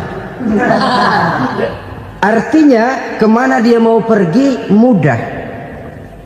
Apa maksud hadis ini? Kalau kita kaji lebih dalam, kendaraan itu kan alat transportasi. Transportasi tidak lain adalah usaha memudahkan komunikasi. Pindah dari situ kepada teori bahwa manusia adalah zon political, makhluk bermasyarakat yang tidak bisa memenuhi kebutuhan hidupnya secara sendirian. Kita memerlukan keberadaan orang lain dalam kehidupan ini. Untuk memakai baju saja kita sudah perlukan petani yang tanam kapas, pabrik yang memintal kapas jadi benang, pabrik yang menenun benang jadi kain, sampai kepada mesin jahit, sampai kepada tukang jahit. Itu cuma untuk memakai pakaian saja. Tidak seorang pun di antara kita yang sanggup memenuhi kebutuhan hidupnya secara sendiri. Kita perlu orang lain. Maka kebebasan dalam arti mutlak, kebebasan tanpa batas, itu tidak mungkin ada dalam kehidupan. Karena kita mengadakan yang disebut interaksi sosial. Setiap kegiatan kita tentu melibatkan orang lain. Menurut kita barangkali kita bebas jalan di jalan raya semaunya, tapi orang lain berkendaraan pun merasa bahwa ini ada juga jalan haknya, dan begitu selanjutnya. Oleh karena itu, maksud dari kendaraan yang cepat ini adalah khulata'uhu ma'as solihin. Lingkungan pergaulannya terdiri dari orang-orang soleh. Pergaulannya luas. Kemana dia pergi ada temannya. Kesulitannya ada tempat dia cerita. Dan kesulitan kalau sudah diceritakan kepada orang lain, taruh kata orang itu tidak bisa menolong, namun menceritakannya kepada orang yang kita percayai, kan paling kurang sudah mengurangi beban jiwa, mengurangi tanggungan batin, merasa masih ada tempat kita cerita. Maka lebih baik orang awam yang mau bergaul ketimbang orang setengah alim tapi ngunci pintu. Sebab nantinya akan timbul sikap picik, cupik pandangan, dan tidak luas menghadapi kenyataan dalam kehidupan ini. Namun yang harus kita garis bawahi, pergaulan memang mesti luas. Namun jangan sekali-kali lupa bahwa pergaulan sangat besar pengaruhnya dalam ikut membentuk kepribadian manusia. Sehari-hari bisa kita bilang, kalau kita dekat sama tukang minyak wangi, sekalipun nggak dibagi minyaknya, baunya tentu dapat. Betul? Tapi dekat sama tukang elas, walaupun nggak kena apinya, asapnya mesti kena. Kalau Syauqi mengatakan lebih jelas lagi, man asyaral asrafa asa musyarrafan wa muasyiral anzali ghairu musyarrafin. Awalam taral jildal hakira muqabbalan bisagri lamma sara jildal mushaf. Siapa yang bergaul dengan orang mulia, dia bakal ikut menjadi mulia. Tapi siapa yang berteman dengan orang hina, dia tidak bakal ikut menjadi mulia. Tidakkah kau lihat, kata Syauqi, kulit kambing yang hina pun dicium orang ketika menjadi kantong Quran. Kulit kambing hina, kalau dia sendirian gak ada yang mau cium. Tapi begitu dia bergaul dengan Quran, menjadi kantong Quran, dipakein minyak wangi, ditaruh di tempat yang tinggi, mau diambil dicium dulu, dibawa dengan penuh hormat dan hati-hati. Kulit kambing yang hina lantaran berteman dengan Quran, numpang mujur. Tapi coba lihat kalau kulit kambing berteman dengan kayu, jadi beduk, habis. Zohor dikemplang, asar dipukul. Itu pun sedikit saja, cuma salah milih teman. Yang temannya Quran dihormati orang, yang temannya kayu lantaran jadi beduk, gelap-gelap subuh orang udah kemplangin.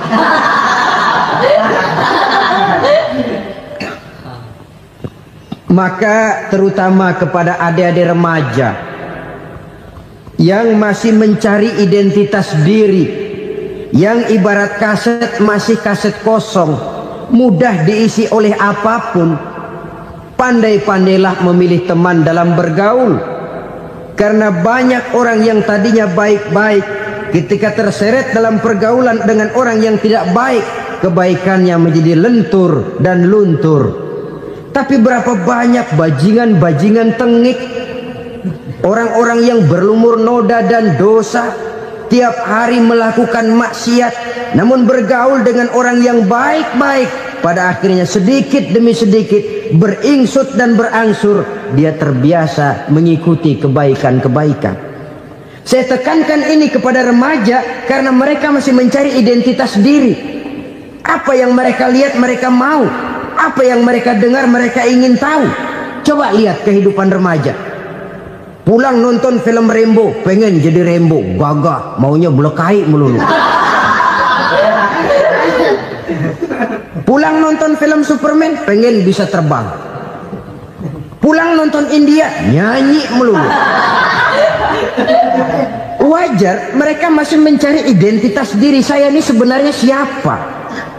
Lingkungan, pergaulan akan membentuk itu. Karena itu pandai-pandailah bergaul, karena ia sangat besar pengaruhnya dalam ikut membentuk kepribadian manusia. Apalagi sifat yang jelek lebih cepat menularnya ketimbang sifat yang baik. Sifat yang baik, watak yang soleh itu lambat sekali untuk menular. Tapi yang tidak baik, kan prosesnya mah kalau remaja biasanya mula-mula dengar. Karena dengar lalu pengen tahu. Karena pengen tahu lalu ngeliatin. Begitu ngeliatin kan pengen nyobain. Setelah nyobain ketagihan. Nah, ini prosesnya. Yang namanya ganja, morfin, narkotik awalnya kan begitu. Mula-mula denger katanya kalau sudah fly to the sky, sudah melayang ke langit katanya, disitulah puncak kebahagiaan. Mulanya cuma denger. Karena denger pengen tahu. Karena pengen tahu lalu ngeliat, kumpul sama orang yang suka ngeganja. Setelah ngeliat, nah pengen ngerasain. Begitu ngerasain enak juga, ketagihan. Kalau sudah ketagihan jadi penyakit kronis, bisa merembet kepada yang lain. Iya, kalau orang tuanya mampu untuk beli morfin, beli ganja. Kalau tidak kan pikirannya ngayap, jemuran siapa ya gue sabet. Timbullah perbuatan-perbuatan negatif yang bermula dari salah pergaulan. Apalagi buat adik-adik remaja yang tinggal di kota-kota besar, yang pengaruh budaya, pengaruh kesenian, pengaruh struktur kehidupan yang nampak makin individualistis, di mana persaingan tajam, tensi ekonomi tinggi, orang mudah mengalami stres. Pandai-pandailah dalam bergaul, sekali lagi, karena ia sangat besar pengaruhnya dalam ikut membentuk kepribadian manusia. Orang bahagia punya kendaraan yang cepat, artinya punya pergaulan yang luas, dan lingkungan pergaulannya terdiri dari orang-orang yang soleh. Kemana dia pergi ada teman, kesulitannya ada tempat dia cerita. Tapi kalau sudah menyendiri, hidup sendiri, kesulitan dipikiri sendiri, bisa mati belum waktunya. Tidak ada tempat berbagi rasa, tidak ada tempat bercerita, tidak ada tempat mengurangi beban dalam kehidupan. Pantas betul kalau Islam sangat menggalakkan dan menganjurkan orang kalau sudah sampai waktunya itu untuk melangsungkan nikah. Kata Nabi, ya ma'syaras syabab man istata'a minkumul ba'at falyatazawwaj. Hai para pemuda, kalau sudah mampu memberi nafkah, kawinlah, nikahlah kamu. Kenapa? Sudah ada teman hidup, tempat berbagi rasa. Kesulitan kalau ada tempat cerita akan lebih ringan ketimbang kita telan sendiri, walaupun bobot kesulitannya sama beratnya. Saudara-saudara kaum muslimin rahimakumullah, inilah ciri yang kedua, punya kendaraan biar cepat asal lancar. Kemana kita mau pergi gampang. Dengan kata lain, setelah hati yang luas, pergaulan yang luas. Dua. Yang ketiga sekarang, tanda orang bahagia itu menurut Nabi misbahun mudhi'un, punya lampu yang terang. Oh, itu enggak problem. Sekarang sudah zamannya listrik masuk desa, Pak. Lampu sudah terang semua. Betul, kalau itu yang dimaksud. Tapi tidak cuma itu. Karena lampu yang dimaksud di sini, lampu yang akan menerangi seluruh perjalanan hidup. Dan perjalanan hidup itu sudah dimulai sejak kita terlahir ke alam ini, sampai masuk ke alam barzah, kumpul di padang mahsyar, sampai ke akhirat. Lampu yang menerangi itu yang diperlukan. Kalau lampu, katakanlah yang paling top sekarang kan lampu jenis Mercury. Taruhlah itu di rumah kita, dia cuma menerangi rumah kita, menerangi hati pun tidak sanggup. Bila kita masuk ke alam barzah, alam kubur, sanggupkah si Mercury yang begitu terang menerangi alam barzah kita? Tidak sanggup lagi. Sanggupkah lampu yang ratusan watt, bahkan puluhan ribu watt menerangi kehidupan di padang mahsyar? Tidak akan sanggup lagi. Kalau demikian, yang dimaksud lampu yang terang di sini apa? Tidak lain amal soleh, kebajikan yang kita lakukan dalam hidup. Itu yang akan jadi lampu penerang. Di dunia nama kita akan terang. Jasad kita boleh hancur terkubur tanah, tapi nama kita akan dikenang orang. Begitulah kalau orang meninggalkan kebajikan dalam hidup seperti sekarang. Ribuan orang tiap saat berziarah ke kubur Imam Syafi'i, ke kubur Imam Malik, ke kubur Imam Ghazali, ke kubur orang yang baik-baik, orang yang soleh-soleh. Kebajikannya yang ditinggalkan, yang mengukir namanya dengan tinta emas. Sehingga saudara sudah terbaring di alam kubur, orang lewat, Allah, ini kuburannya Fulan bin Fulan, dulu ini kebaikannya Masya Allah, saya ikut merasakan. Mari kita mampir sebentar, kita Fatihah. Mohon disampaikan Allah pahalanya kepada almarhum. Al-Fatihah. Itu kalau orang baik-baik. Lalu saudara tanya, Pak, orang mati dikirimin Fatihah apa nyampe pahalanya? Saya jawab, kalau saudara nggak percaya, mati dulu dah. Nanti saya Fatihain, tungguin di sana. Umpama nggak sampai, balik lagi kemari. Sekarang ini kan maunya otak-otakan saja. Kalau nggak masuk otak, nggak percaya. Padahal alam gaib itu nggak bisa diotak-otakin. Sama saja dengan saudara pernah dengar cerita kapal Tampo Mas tenggelam kan? Pernah nggak? Di mana? Ya, di laut Masalembo. Begitu ke Tampo Mas tenggelam, ratusan penumpang itu terjun ke laut, dipermainkan gelombang, berjuang menghadapi maut itu. Orang lagi timbul tenggelam di lautan, dihantam ombak, kita tengokin pakai helikopter. Pak, lagi timbul tenggelam ya? Iya, tolongin. Jangan khawatir Pak, nih saya kirim intan Pak, harganya 10 juta. Kira-kira orang yang timbul tenggelam di laut seneng nggak? Ya. Kan mahal toh intan 10 juta. Kenapa dia nggak senang? Karena intan 10 juta dalam kondisi seperti itu tidak sanggup menyelamatkan dia. Dia akan girang kalau dikirimin ban mobil bekas, dikirimin papan terentang atau bambu. Intan yang 10 juta dia nggak girang. Ban mobil bekas yang 1000 perak, tuh pegang, itu yang dia girang betul. Inilah sebabnya Nabi berkata, mal mayyitu fi qabrihi illa kal ghariqil mutaghawwis. Orang yang meninggal di alam kuburnya seperti orang timbul tenggelam di lautan. Yantaziru da'watan min ahli, menunggu doa dari keluarganya yang masih hidup. Duh, bapak saya sudah meninggal, saya sayang benar sama dia. Kirimin kulkas ke kuburannya Itu sama saja dengan tadi orang tenggelam di lautan dikirimi intan yang harganya 10 juta, tidak sampai. Begitulah kalau kebajikan yang kita tinggalkan dalam hidup, sudah mati pun kubur kita masih diziarahi orang. Tapi kalau jahat yang kita tinggalkan, boro-boro lah orang mau doa lewat dekat kuburan kita juga serem. Tuh bajingan no, dulu mati dipendem di situ tuh. Jangan lewat situ, ntar kesurupan, jangan. Lewat saja orang ngeri. Konon lagi membacakan Fatihah dan mengirimkan doa. Hidup pada hakikatnya adalah kesempatan untuk berbuat baik. Maka sekali kesempatan itu diberikan, manfaatkan dengan sebaiknya. Sebab kesempatan kedua tidak akan pernah ada. Kesempatan berbuat baik di sini, di akhirat sudah pembalasan namanya. Sekali kesempatan itu dicabut, dia tidak akan pernah dikembalikan lagi. Kata Iqbal, hidup tidak mundur ke belakang, Bung. Berhenti diinjak orang, mundur hancur. Tidak ada kata mundur dalam hidup ini. Berhenti diinjak orang, mundur kecebur. Tidak ada kata lain. Harus maju dalam kehidupan dalam artian yang positif. Hidup adalah kesempatan untuk mengumpulkan kebajikan yang sebanyak-banyaknya.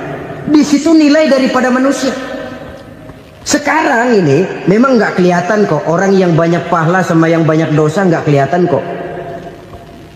Barangkali kalau habis bikin dosa palanya pada benjol, mungkin orang takut sama dosa. Tapi sekarang sama saja, orang yang banyak dosa dengan yang nggak banyak dosa jalan bareng dari belakang, sama, nggak kelihatan beda. Tapi ada waktunya di mana pahala memegang peranan, di mana dosa diperlihatkan. Sama saja kalau kita bawa mobil siang, lampu kan nggak begitu berfungsi. Apa lalu bilang, alah ini lampu berat-beratin, copot-copotin aja dah. Tidak perlu begitu. Kenapa? Pada suatu saat malam senja akan datang. Bila matahari terbenam, senja pun datang, gelap mulai merayap. Disitulah baru terasa perlunya lampu. Pahala begitu. Sekarang orang yang nggak ada pahalanya nggak kelihatan dalam kehidupan. Tapi pada suatu saat senja kehidupan akan datang. Ajal merenggut nyawa, malam merayap, dan hidup mulai diliputi kegelapan di alam barzah. Dikala itu kalau nggak punya lampu, alangkah malangnya kita. Sebab amal yang baik, kata Nabi, di alam barzah itu akan diciptakan menjadi perempuan yang cantik menemani kita. Amal yang jahat akan menjadi orang yang paling jelek nemenin kita. Udah di tempat gelap yang nemenin jelek.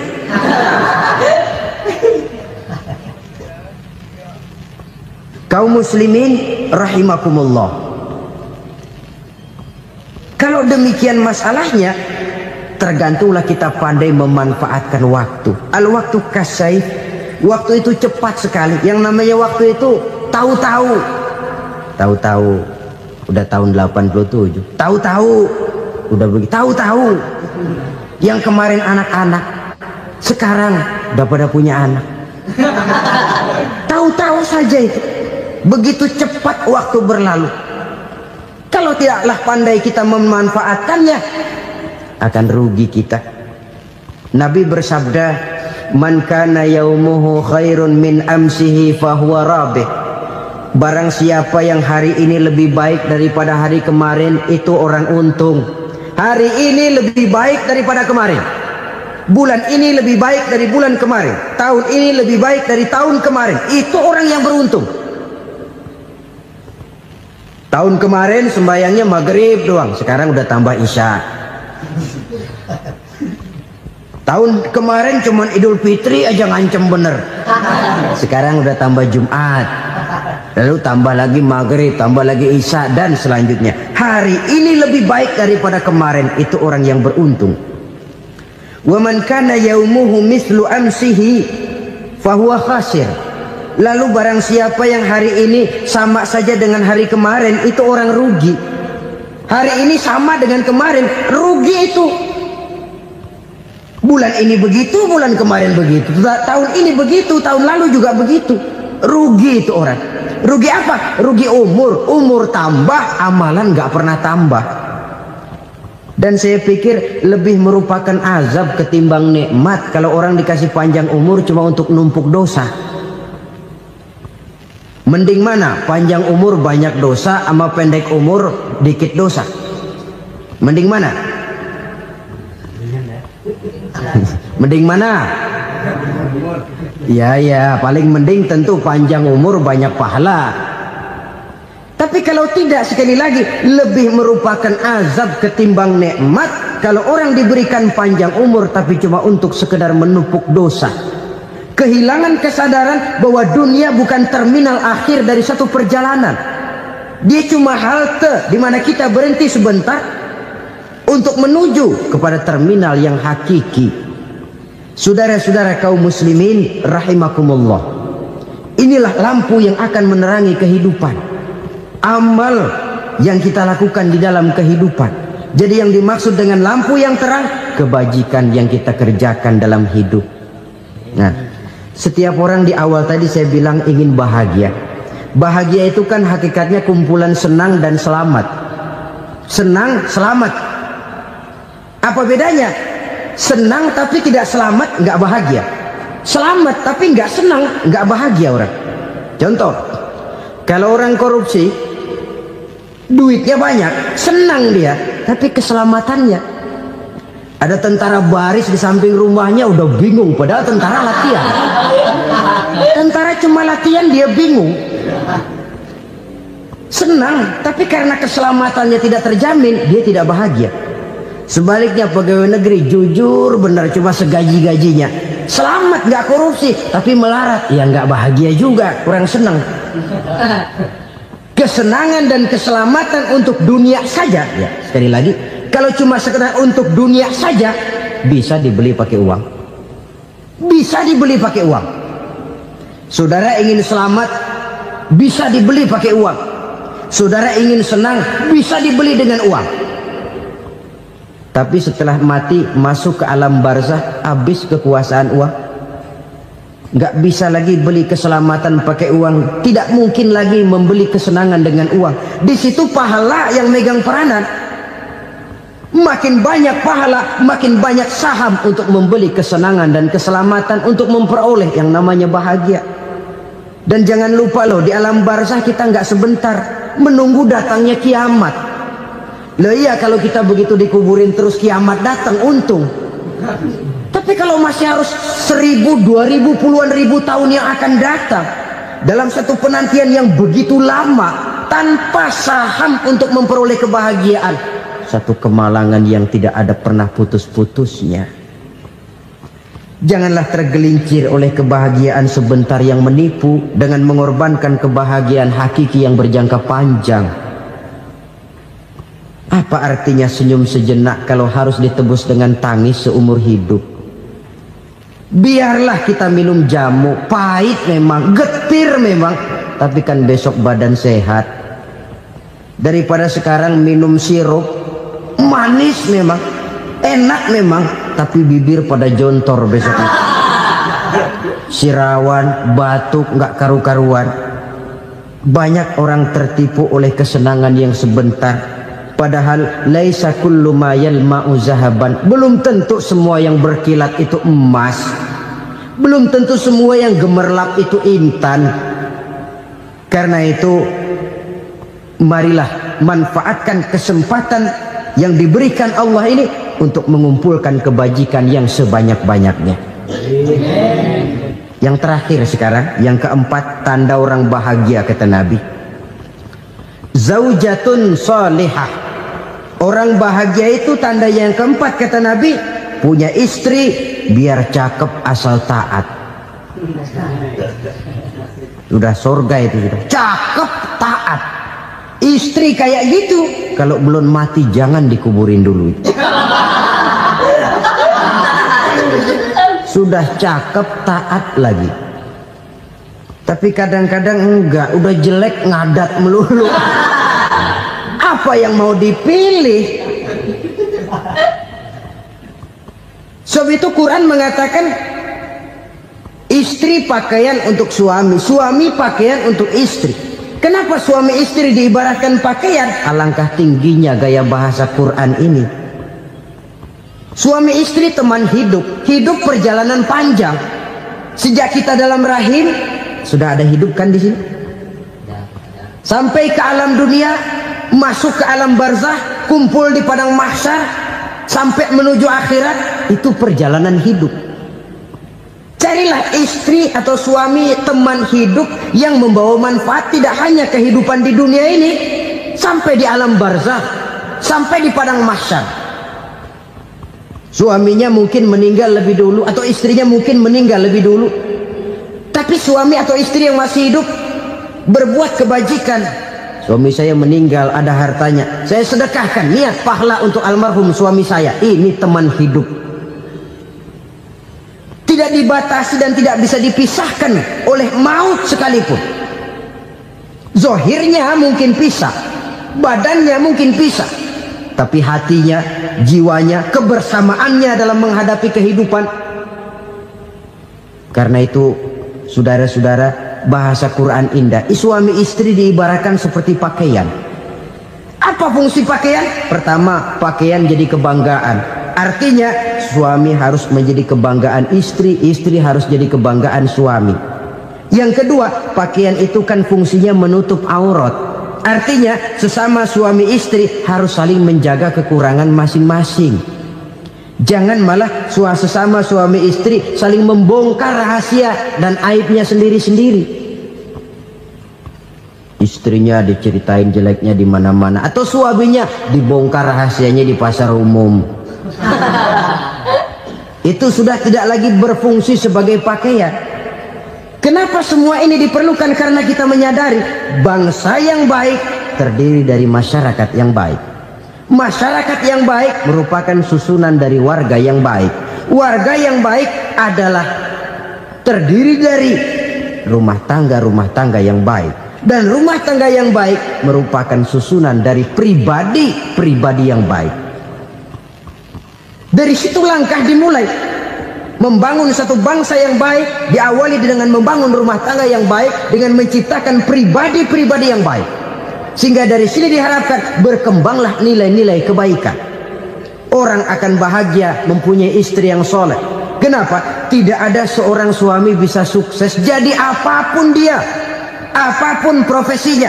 Dokterkah, kiaikah, mubalikah, petanikah, pengusahakah, pejabat tinggikah. Tidak ada seorang suami yang bisa sukses tanpa peran serta istrinya. Walaupun memang peranan itu tidak begitu kelihatan, tapi sangat menentukan. Karena itu, saudara hadirin yang saya hormati, Islam sangat menghargai kaum wanita, memberikan kedudukan yang tinggi sepanjang tidak mematikan kodrat kewanitaannya. Nah, kalau sudah kesuksesan ini diawali dari rumah tangga, karier di masyarakat mudah untuk dikejar. Tapi keberantakan di rumah tangga merupakan kegagalan pertama di tempat lain. Nah, inilah saja yang dapat Al-Fakir sampaikan pada pertemuan kali ini.